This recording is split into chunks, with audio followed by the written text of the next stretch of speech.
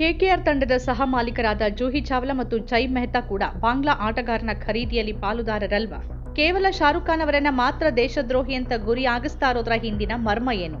ಬಾಂಗ್ಲಾ ಆಟಗಾರರನ್ನ ಸೇರಿಸಿ ಕೋಟಿಗಟ್ಟಲೆ ವ್ಯವಹಾರ ನಡೆಸುವಾಗ ಮೌನವಾಗಿದ್ದ ಬಿಸಿಸಿಐ ಮತ್ತು ಜೈ ಶಾ ಅವರಿಗೆ ಈಗ ಜನರ ಆಕ್ರೋಶ ಹೆಚ್ಚಾದಾಗ ಮಾತ್ರ ಹಿಂದೂಗಳ ರಕ್ಷಣೆ ನೆನಪಾಯ್ತಾ ಅಥವಾ ಇದೊಂದು ರಾಜಕೀಯ ನಾಟಕನ? ಕೇಂದ್ರ ಸರ್ಕಾರ ಬಾಂಗ್ಲಾದೇಶದೊಂದಿಗೆ ವ್ಯಾಪಾರ ಮತ್ತು ರಾಜತಾಂತ್ರಿಕ ಸಂಬಂಧಗಳನ್ನು ಮುಂದುವರಿಸಿರುವಾಗ ನಿಯಮದಂತೆ ಆಟಗಾರರನ್ನ ಖರೀದಿಸಿದ ಖಾಸಗಿ ವ್ಯಕ್ತಿಯನ್ನ ಮಾತ್ರ ದೋಷಿಯನ್ನಾಗಿಸೋದು ಸರ್ಕಾರದ ದ್ವಂದ್ವ ನೀತಿ ಮತ್ತು ವಿದೇಶಾಂಗ ವೈಫಲ್ಯವನ್ನ ಮುಚ್ಚಾಕೋ ಪ್ರಯತ್ನ ಅಲ್ವಾ? ಬಾಂಗ್ಲಾದೇಶದ ವೇಗಿ ಮುಸ್ತಾಫಿಜುರ್ ರೆಹಮಾನ್ ಅವರನ್ನ ಕೋಲ್ಕತ್ತಾ ನೈಟ್ ರೈಡರ್ಸ್ ಅಂದ್ರೆ ಕೆಕೆಆರ್ ತಂಡದಿಂದ ಬಿಡುಗಡೆ ಮಾಡುವಂತೆ ಭಾರತೀಯ ಕ್ರಿಕೆಟ್ ನಿಯಂತ್ರಣ ಮಂಡಳಿ ನೀಡಿರುವ ಸೂಚನೆ ಪ್ರಸ್ತುತ ದೇಶದಲ್ಲಿ ದೇಶಪ್ರೇಮದ ಹೊಸ ವ್ಯಾಖ್ಯಾನವನ್ನ ಬರಿತಾ ಇರುವಂತಿದೆ. ಬಿಸಿಸಿಐ ಸೂಚನೆ ಮೇರೆಗೆ ಕೋಲ್ಕತ್ತಾ ನೈಟ್ ರೈಡರ್ಸ್ ತಂಡ ಬಾಂಗ್ಲಾದೇಶದ ಆಟಗಾರ ಮುಸ್ತಾಫಿಜುರ್ ರೆಹಮಾನ್ ಅವರನ್ನ ತಂಡದಿಂದ ಬಿಡುಗಡೆ ಮಾಡಿದೆ. ಬಾಂಗ್ಲಾದೇಶದಲ್ಲಿ ಹಿಂದೂಗಳ ಮೇಲೆ ನಡೆದಿರುವ ದೌರ್ಜನ್ಯಗಳ ಹಿನ್ನೆಲೆಯಲ್ಲಿ ಈ ನಿರ್ಧಾರವನ್ನ ಒಂದು ವರ್ಗ ಹಿಂದೂಗಳ ವಿಜಯ ಅಂತ ಸಂಭ್ರಮಿಸ್ತಾ ಇದೆ. ಆದ್ರೆ ಈ ಸಂಭ್ರಮದ ಆಳಕ್ಕಿಳಿದು ನೋಡಿದ್ರೆ ಅಲ್ಲಿ ಕಾಣಸಿಗೋದು ಅಪ್ಪಟ ದ್ವೇಷ, ಊಟಾಟಿಕೆ ಮತ್ತು ರಾಜಕೀಯ ಅವಕಾಶವಾದಿತನ. ಈ ಇಡೀ ಪ್ರಕರಣದಲ್ಲಿ ಪ್ರಜ್ಞಾವಂತ ಸಮಾಜ ಕೇಳಲೇಬೇಕಾದ ಕೆಲವು ಗಂಭೀರ ಪ್ರಶ್ನೆಗಳಿವೆ. ಬಾಂಗ್ಲಾ ಆಟಗಾರರನ್ನ ಖರೀದಿ ಮಾಡಿದ ಕೆಕೆಆರ್ ತಂಡದ ಸಹ ಮಾಲೀಕರಾದ ಜೂಹಿ ಚಾವ್ಲಾ ಮತ್ತು ಅವರ ಪತಿ ಜೈ ಮೆಹ್ತಾ ಅವರ ದೇಶಭಕ್ತಿಯನ್ನು ಯಾರು ಯಾಕೆ ಪ್ರಶ್ನಿಸ್ತಾ ಇಲ್ಲ? ಹರಾಜಿನಲ್ಲಿ ಕೋಟಿಗಟ್ಟಲೆ ಹಣ ನೀಡಿ ಆಟಗಾರರನ್ನ ಖರೀದಿ ಮಾಡುವ ನಿರ್ಧಾರದಲ್ಲಿ ಶಾರುಖ್ ಖಾನ್ ಅವರಷ್ಟೇ ಜೂಹಿ ಚಾವ್ಲಾ ಮತ್ತು ಜೈ ಮೆಹ್ತಾ ಅವರ ಪಾಲು ಇದೆಯಲ್ವಾ? ಅವರನ್ನ ಬಿಟ್ಟು ಕೇವಲ ಶಾರುಖ್ ಖಾನ್ ಅವರನ್ನ ಮಾತ್ರ ದೇಶದ್ರೋಹಿ ಅಂತ ಕರೀತಿರೋದು, ಅವರಿಗೆ ಬೆದರಿಕೆ ಹಾಕ್ತಿರೋದು ಏನನ್ನ ಸೂಚಿಸುತ್ತೆ? ಇದು ಬಾಂಗ್ಲಾದೇಶದ ಹಿಂದೂಗಳ ಮೇಲಿನ ಕಾಳಜಿನ ಅಥವಾ ಭಾರತದ ಮುಸ್ಲಿಂ ಸೂಪರ್ ಸ್ಟಾರ್ ಒಬ್ಬರ ಮೇಲಿನ ದ್ವೇಷನ? ಈ ವಿವಾದದ ಕೇಂದ್ರ ಬಿಂದುವಾಗಿರುವ ಬಿಸಿಸಿಐ ಮತ್ತು ಅದರ ಚುಕ್ಕಾಣಿ ಹಿಡಿದಿದ್ದ ಪ್ರಸ್ತುತ ಐಸಿಸಿ ಮುಖ್ಯಸ್ಥರಾಗಿರುವ ಅಮಿತ್ ಶಾ ಅವರ ಪುತ್ರ ಜೈ ಶಾ ಅವರ ಪಾತ್ರವನ್ನು ಒಮ್ಮೆ ಪರಿಶೀಲಿಸಬೇಕಿದೆ. ಮುಸ್ತಾಫಿಜುರ್ ರೆಹಮಾನ್ ಅವರು ಆಕಾಶದಿಂದ ಉದುರಿ ಕೆಕೆಆರ್ ತಂಡಕ್ಕೆ ಸೇರ್ಪಡೆಯಾಗಿಲ್ಲ.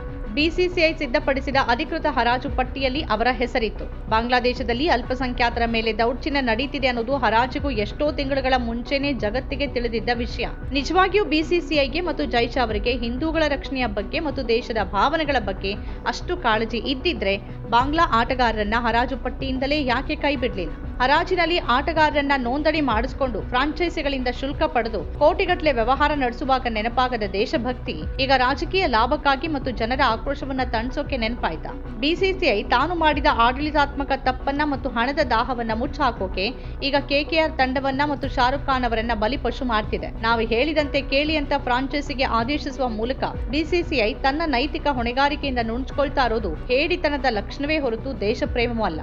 ಈ ಪ್ರಕರಣದಲ್ಲಿ ರಾಜಕೀಯ ನಾಯಕರು ಮತ್ತು ಕೆಲವು ಧಾರ್ಮಿಕ ಮುಖಂಡರು ಆಡಿರುವ ಮಾತುಗಳು ಭಾರತದ ಪ್ರಜಾಪ್ರಭುತ್ವ ವ್ಯವಸ್ಥೆಗೆ ಕಪ್ಪು ಚುಕ್ಕೆಯಂತಿದೆ. ಬಿಜೆಪಿ ನಾಯಕ ಸಂಗೀತ್ ಸೋಮ್ ಅವರು ಶಾರುಖ್ ಖಾನ್ ಅವರನ್ನ ನೇರವಾಗಿ ಗದ್ದಾರ್ ಅಂತ ಕರೆದಿದ್ದಾರೆ. ಭಾರತದಲ್ಲೇ ಇದ್ದುಕೊಂಡು ಇಲ್ಲಿನ ಹಣವನ್ನ ಬಾಂಗ್ಲಾದೇಶದ ಆಟಗಾರನಿಗೆ ನೀಡ್ತಿದ್ದಾರೆ ಅನ್ನೋದು ಅವರ ಆರೋಪ. ಆದರೆ ಇದೇ ಸಂಗೀತ್ ಸೋಮ್ ಕೆಕೆಆರ್ ತಂಡದ ಮತ್ತೊಬ್ಬ ಮಾಲೀಕರಾದ ಜೂಹಿ ಚಾವ್ಲಾ ಅವರ ಬಗ್ಗೆ ಮೌನವಾಗಿದ್ದಾರೆ. ಹಿಂದೂ ಮಹಾಸಭಾದ ಮೀರಾ ರಾಥೋಡ್ ಎಂಬ ವ್ಯಕ್ತಿ ಕಾನೂನಿನ ಭಯವೇ ಇಲ್ಲದಂತೆ ಶಾರುಖ್ ಖಾನ್ ನಾಲಿಗೆ ಕತ್ತರಿಸೋರಿಗೆ ಬಹುಮಾನ ಘೋಷಣೆ ಮಾಡಿದ್ದಾರೆ. ಇಂತಹ ಹಿಂಸಾತ್ಮಕ ಹೇಳಿಕೆ ನೀಡಿದ್ರೂ ಸರ್ಕಾರ ಮೌನವಾಗಿರೋದು ಆಘಾತಕಾರಿ. ದೇವಕಿ ನಂದನ್ ಠಾಕೂರ್ ಎಂಬ ಧಾರ್ಮಿಕ ಮುಖಂಡ ಹಿಂದೂಗಳ ರಕ್ತ ಹರಿತಿರುವಾಗ ಶಾರುಖ್ ಖಾನ್ಗೆ ಕ್ರಿಕೆಟ್ ಮುಖ್ಯವಾಯ್ತಾ ಅಂತ ಭಾವನಾತ್ಮಕವಾಗಿ ಪ್ರಶ್ನೆ ಮಾಡಿದ್ದಾರೆ. ಶಿವಸೇನೆಯ ಸಂಜಯ್ ನಿರುಪಮ್ ಅವರು ಜನರ ಕೋಪಕ್ಕೆ ಗುರಿಯಾಗುವ ಮೊದಲು ಆಟಗಾರರನ್ನ ತೆಗಿರಿ ಅಂತ ಎಚ್ಚರಿಸುವ ಮೂಲಕ ಪರೋಕ್ಷವಾಗಿ ಜನರನ್ನ ಹಿಂಸೆಗೆ ಪ್ರಚೋದನೆ ಮಾಡಿದ್ದಾರೆ. ಈ ಎಲ್ಲರೂ ಗುರಿಯಾಗಿಸಿರೋದು ಒಬ್ಬ ವ್ಯಕ್ತಿಯ ಧರ್ಮವನ್ನೇ ಹೊರತು ಆತ ಭಾರತದ ಕಾನೂನಿನ ಅಡಿಯಲ್ಲಿ ಮಾಡಿದ ಪ್ರಕ್ರಿಯೆಯನ್ನಲ್ಲ.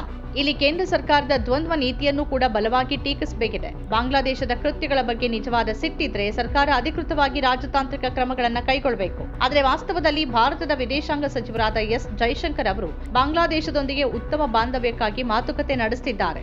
ಎರಡೂ ದೇಶಗಳ ನಡುವಿನ ವ್ಯಾಪಾರ ವಹಿವಾಟುಗಳು, ವಿದ್ಯುತ್ ಪೂರೈಕೆ ಮತ್ತು ಇತರೆ ಒಪ್ಪಂದಗಳು ನಿರ್ಬಂಧವಿಲ್ಲದೆ ನಡೀತಿವೆ. ಬಾಂಗ್ಲಾದೇಶದ ಪ್ರಜೆಗಳಿಗೆ ವೀಸಾ ನೀಡುವುದನ್ನ ಭಾರತ ಸರ್ಕಾರ ಸಂಪೂರ್ಣವಾಗಿ ನಿಲ್ಲಿಸಿಲ್ಲ. ಅಂದರೆ ಸರ್ಕಾರಕ್ಕೆ ಬಾಂಗ್ಲಾದೇಶದ ಜೊತೆ ವ್ಯವಹರಿಸಲು, ವ್ಯಾಪಾರ ಮಾಡಲು ಯಾವುದೇ ನೈತಿಕ ಅಡ್ಡಿ ಇಲ್ಲ. ಆದರೆ ಒಬ್ಬ ಖಾಸಗಿ ವ್ಯಕ್ತಿ ಬಿಸಿಸಿಐ ರೂಪಿಸಿದ ನಿಯಮದಂತೆಯೇ ಬಿಸಿಸಿಐ ಕೊಟ್ಟಿರುವ ಪಟ್ಟಿಯಿಂದಲೇ ಬಾಂಗ್ಲಾ ಆಟಗಾರನನ್ನ ಖರೀದಿ ಮಾಡಿದ್ರೆ ಮಾತ್ರ ಅದು ದೇಶದ್ರೋಹ ಆಗತ್ತೆ. ಸರ್ಕಾರ ತನ್ನ ರಾಜತಾಂತ್ರಿಕ ವೈಫಲ್ಯವನ್ನ ಮತ್ತು ವಿದೇಶಾಂಗ ನೀತಿಯ ಮಿತಿಗಳನ್ನ ಮುಚ್ಚಾಕೋಕೆ ಜನಸಾಮಾನ್ಯರ ಆಕ್ರೋಶವನ್ನ ಒಬ್ಬ ಸಿನಿತಾರಿಯ ಕಡೆಗೆ ತಿರುಗಿಸಿ ತಮಾಷೆ ನೋಡ್ತಿದೆ. ದೇಶದ ವಿದೇಶಾಂಗ ನೀತಿಯ ಭಾರವನ್ನ ಕೇವಲ ಒಂದು ಕ್ರಿಕೆಟ್ ತಂಡ ಮತ್ತು ಒಬ್ಬ ನಟ ಹೊರಬೇಕಾ? ಕಾಂಗ್ರೆಸ್ ನಾಯಕಿ ಸುಪ್ರಿಯಾ ಶ್ರೀನೀತ್ ಅವರು ಎತ್ತಿದ ಪ್ರಶ್ನೆ ಅತ್ಯಂತ ಪ್ರಸ್ತುತವಾಗಿದೆ. ಮುಸ್ಲಿಂ ಆಟಗಾರರನ್ನ ಹರಾಜು ಪೂಲ್ನಲ್ಲಿ ಸೇರಿಸಿದವರು ಯಾರು? ಬಿಸಿಸಿಐ ಮತ್ತು ಐಸಿಸಿಯಲ್ಲಿ ಕುಳಿತಿರೋರು ಇದಕ್ಕೆ ಉತ್ತರಿಸಬೇಕು. ಆದರೆ ಬಿಸಿಸಿಐ ಮೌನವಾಗಿದೆ. ಈ ಮೌನವೇ ಅವರ ಅಪರಾಧವನ್ನ ಸಾಬೀತುಪಡಿಸುತ್ತೆ. ಜೂಹಿ ಚಾವ್ಲಾ ಮತ್ತು ಜೈ ಮೆಹ್ತಾ ಅವರು ಸುರಕ್ಷಿತವಾಗಿರೋದು ಮತ್ತು ಶಾರುಖ್ ಖಾನ್ ಮಾತ್ರ ವಿಲನ್ ಆಗಿರೋದು. ಈ ಹೋರಾಟದ ಉದ್ದೇಶ ಬಾಂಗ್ಲಾ ಹಿಂದೂಗಳ ರಕ್ಷಣೆಯಲ್ಲ, ಬದಲಿಗೆ ಭಾರತದ ಮುಸ್ಲಿಮರನ್ನ ತೇಜೋವಧೆ ಮಾಡೋದು ಅನ್ನೋದನ್ನ ಸ್ಪಷ್ಟಪಡಿಸುತ್ತೆ. ಪಠಾಣ್ ಚಿತ್ರದ ಬಿಡುಗಡೆಯ ಸಮಯದಲ್ಲೂ ಬಣ್ಣದ ಹೆಸರಲ್ಲಿ ಇದೇ ರೀತಿಯ ದ್ವೇಷ ಪ್ರಚಾರ ನಡೆಸಲಾಗಿತ್ತು. ಈಗ ಕ್ರಿಕೆಟ್ ಮತ್ತು ದೇಶಭಕ್ತಿಯ ಹೆಸರಲ್ಲಿ ಅದೇ ದ್ವೇಷವನ್ನ ಮುಂದುವರಿಸಲಾಗ್ತಾ ಇದೆ. ಕೆಕೆಆರ್ ತಂಡದಿಂದ ಮುಸ್ತಾಫಿಜುರ್ ರೆಹಮಾನ್ ಅವರನ್ನ ಕೈ ಬಿಟ್ಟಿರೋದ್ರಿಂದ ಬಾಂಗ್ಲಾದೇಶದಲ್ಲಿರುವ ಒಬ್ಬನೇ ಒಬ್ಬ ಹಿಂದುವಿನ ಪ್ರಾಣ ಉಳಿಯೋದಿಲ್ಲ ಅಥವಾ ಅವರ ಕಷ್ಟ ನೀಗೋದಿಲ್ಲ. ಈ ನಿರ್ಧಾರದಿಂದ ಬಾಂಗ್ಲಾದೇಶಕ್ಕೆ ಬಿಡಿಗಾಸಿನ ನಷ್ಟವೂ ಇಲ್ಲ. ಆದರೆ ಈ ಘಟನೆಯಿಂದ ಭಾರತದ ಸಂವಿಧಾನಬದ್ಧ ಮೌಲ್ಯಗಳು ಸೋತಿವೆ. ನಿಯಮಾನುಸಾರ ನಡೆದ ಹರಾಜು ಪ್ರಕ್ರಿಯೆಯನ್ನ ಗುಂಪುಗಾರಿಕೆ ಮತ್ತು ಬೆದರಿಕೆಯ ಮೂಲಕ ರದ್ದುಪಡಿಸಲಾಗಿದೆ.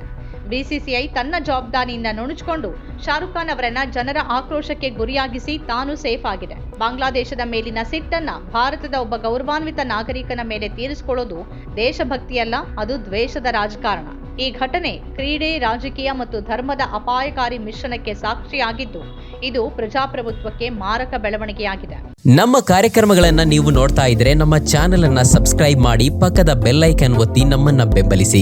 ಹಾಗೆ ನಮ್ಮ ಕಾರ್ಯಕ್ರಮಗಳನ್ನ ಲೈಕ್ ಮಾಡಿ, ಕಮೆಂಟ್ ಮಾಡಿ, ಅದನ್ನ ಬೇರೆಯವರಿಗೂ ವಾಟ್ಸ್ಆಪ್ ಮೂಲಕ ಶೇರ್ ಮಾಡಿ. ನೀವು ಹೀಗೆ ಮಾಡಿದಾಗ ನಮ್ಮ ಚಾನೆಲ್ ಇನ್ನಷ್ಟು ಮತ್ತಷ್ಟು ಜನರಿಗೆ ತಲುಪಲು ನೀವು ನಮ್ಮೊಂದಿಗೆ ಸಹಕರಿಸಿದ ಹಾಗಾಗುತ್ತೆ. ಇದು ನೀವು ಯಾವುದೇ ಖರ್ಚಿಲ್ಲದೆ ಕೆಲವೇ ಸೆಕೆಂಡುಗಳಲ್ಲಿ ನೀಡಬಹುದಾದ ಸಹಕಾರ. ಧನ್ಯವಾದಗಳು.